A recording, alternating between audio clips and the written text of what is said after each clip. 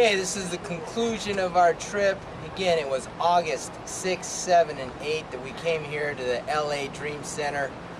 And a little bit about the schedule. We met at Full Gospel Church International at 8 a.m. At least some of us met there at that time. And then we made it to LA, the Dream Center, about 3 or 3:30 p.m. So that was a good, relaxing trip. We got situated and did a little touring around, get familiar with the campus. It's a whole city block, this LA Dream Center. There's like 6 buildings and 2 or 3 houses. So that's how big the complex is. So we just kind of relaxed, ate dinner about 5 o'clock. Then at 7 o'clock we had our first get together. It's a coffee shop. They have singers and musicians come together, and a band played there, and different kinds of people are there. So we were there till about 10 o'clock. And then 11 o'clock, where'd we go Friday night? 11 o'clock. We went on the club outreach. Yeah, the Sunset Mission, and we carried the wooden crosses, as you'll probably see on this other part of the video. And that's where we reached out to the clubbers there. A lot of fun stuff there. And we were there till about 2:30, and then we came back here. And then at 3 a.m., yes, 3 a.m., we started the prostitute outreach, which was physically a very difficult experience. There's a lot of spiritual warfare. We learned a lot about perseverance and prayer and how to really prepare for knocking down strongholds in that ministry. And it's awesome. It's really working. So we got to see that there's only a few prostitutes out that night, and it seems like the Lord's really getting victorious in that ministry. We got back here about 6 in the morning, went to bed possibly 6:30, and then we tried to sleep. And then some people, we had a free afternoon, so we decided to go to Venice Beach and see even more of the corruption of LA. It's so scummy and ugly, so it's like, but we went to Muscle Beach and hanged out there. Came back and got here about 5:30, missed dinner. And then at 7 p.m. last night, we went to a worship service back down at the coffee house. And that worship service went for at least 4 hours long. That's all they did was sing and worship, and young people were into the music and fell on their face. And then at 11 o'clock last night, we went to the homosexual red light district outreach. And then now we're getting ready to go to the Angelus Temple at 10 o'clock for the main service. And then it's after that we're heading home, and so we should be home about 6 or 8 o'clock tonight. So that is the LA Full Gospel Church International Dream Center Outreach Weekend. You have to come and try it. There's nothing like it on the face of the earth. Love you. God bless. Bye. Yeah. Oh, draw me, Lord, to fight this fight, setting my soul free.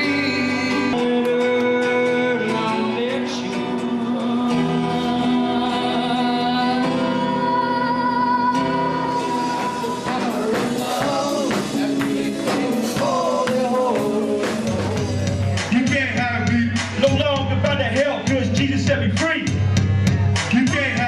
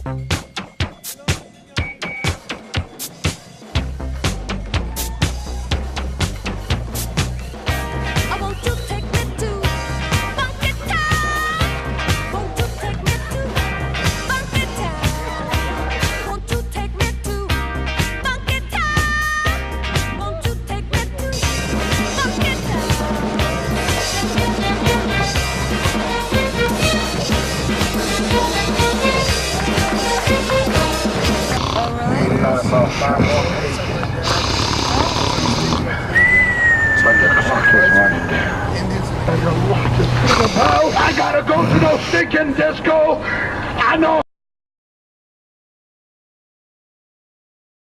My name's Justin Romeo. We want to know really what other people feel and think and stuff. So it's all So good. there's no disrespect. No, it's no disrespect. All right, I'll tell you from the heart then. Yeah, that's okay. what I want. All right. And one of the illustrations of like evolution or coming here to be by chance or chaos, what is if I took my watch, this cheap Timex watch, All right. and I put it in a bag, and I took it apart and put it in the bag. Took it apart. Yeah, and put it in the bag, and I shook it in that bag. Okay. How many years do you think it would take for that Timex watch to come back together? So you're saying there's no chance of it coming together? No, I'm just saying You're saying from somebody has to create that by putting it together. It's just amazing how it came I'm gonna together. take into what you're saying, but you're also gonna take into what I'm saying also. Oh, you know what? I never thought about reading it at all. I'm gonna read What's just your because name? of what you had to say. I'm Justin. Justin. I'm Justin. Inside of me that you may never see.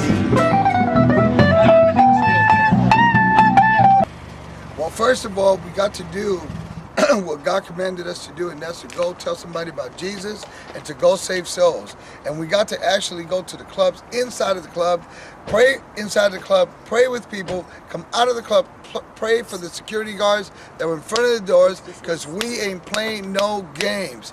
Devil, you're a liar and a loser, and we serve a mighty God. Amen? Amen. Okay, what about you, Zena? What else you do? The most powerful thing that happened tonight, my experience was I saw a girl that was being pulled out of a club that was very apparent that she had OD'd. She was down. And she had these two bodybuilder looking guys. They all looked so nice and totally Hollywood image. And they were asking for an ambulance. And so I walked up and I asked, I said, I'm a Christian. Can I pray for this girl right now? And they said, yeah. And so I went and laid hands on this girl, and I kid you not, the power of God was so real at that moment. Amen. That I believe that tonight she's going to get saved, if she isn't already. But it was an awesome experience, and I'm not going to forget it. I'm still shook up over it, to be honest with you, because it was awesome what I got to see God do tonight. It's all about God. Amen. I would have to say today was an experience something I've never experienced before. I never heard anyone say F Jesus or F God. Amen. And it lets me know that God is real and that God is merciful, because if I were God in the flesh, this place would be curtains. Still going to bucket on niggas. I'm not okay, man. I'm a baller because y'all niggas see me and rock at niggas. Okay. I'm a Christian and I'm here to show the way for all who want to know the righteous way to go. I can't wait to get to the place. I want to see his face, to be filled with his grace. He pulled me from the dark. He gave a little spark. He lit the holy fire deep within my heart. Hey guys, God bless you, man.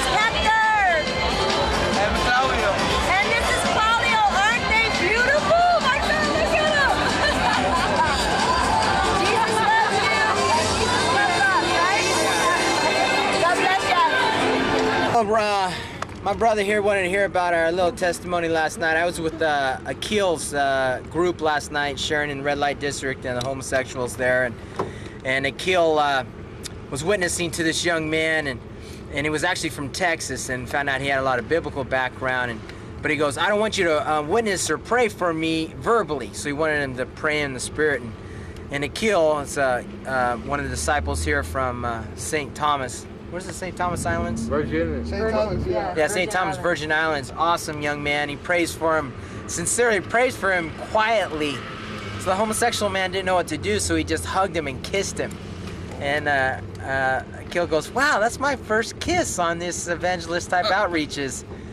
And then a couple minutes later, I came back to Akil and I go, I got your kiss beat, bro. He goes, what do you mean? He goes, someone just grabbed my butt. Maybe some Pearson started this church in like 1920, and at that time it was the largest freestanding temple in America. She built this church debt-free during the Depression. The ministry, I thought we were just going to go out there and talk to some prostitutes and with just a little bit of time try to win them over to Christ, or at least invite them here, give them a place to stay, get off the street. But it wasn't even about the physical. Nadar, the leader of that ministry, divided the teams up. He had an intercessory team that stayed here and prayed, and then he took 2 teams out to the street.